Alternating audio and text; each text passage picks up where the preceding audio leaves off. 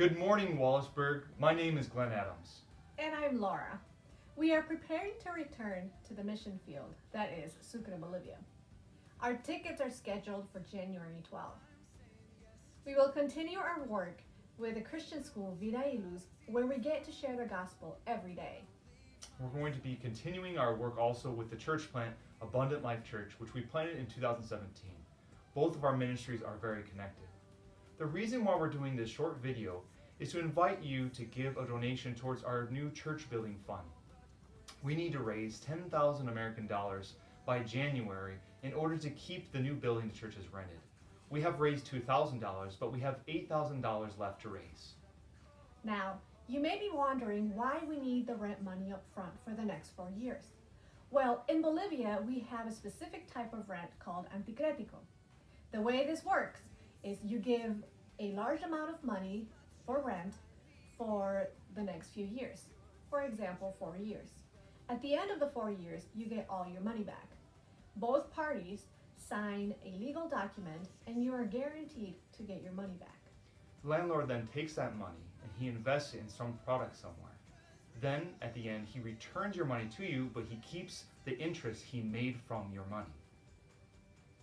As a matter of fact, we had this type of agreement with our previous landlord.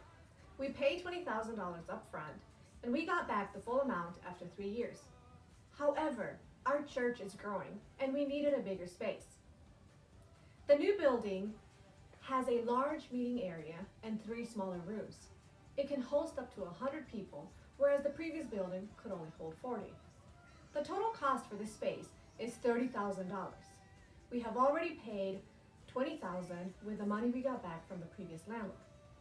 The new landlord is a Christian and has agreed to let us move in to the new place and pay the remaining $10,000 in January.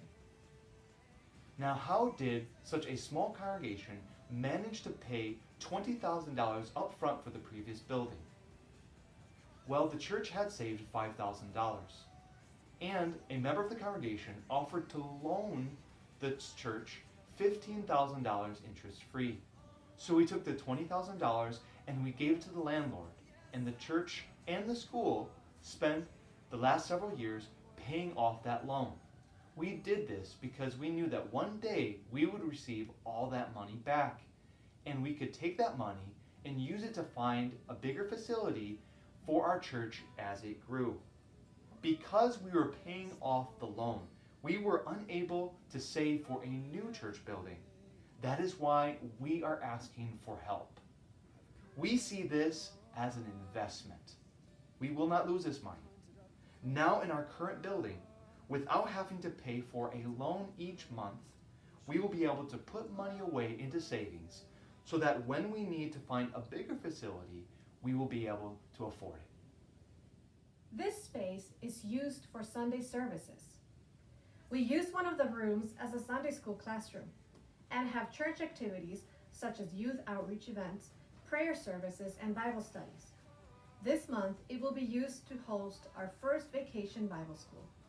It is also used for school offices, parent-teacher meetings, teacher professional development, after-school tutoring, and other school activities. Here are some pictures of the new building being used by the school Vida y Luz. They recently had an art exhibit in the new building. To clarify, the school is located just outside the city. We have buses that take the students to school and then back to the city. Most parents do not own a car to travel out to the school grounds, so the school has always had an office in an accessible location in the city for the parents to come to the office and for some smaller school activities. That is why the school and the church share facilities. Most of the children we work with are non-Christian. Many parents want to send their kids to a better school because the public school system is very broken. Our school provides a good education, but also shares the love of Christ. And in this way, we get to expose many children and their families to the gospel. We have had a few unchurched families from the school join our church family. We hope this gives you a better picture of our ministry and our needs. We thank you so much for your prayers and supports throughout the years. The Lord bless you. I've counted up the cost and you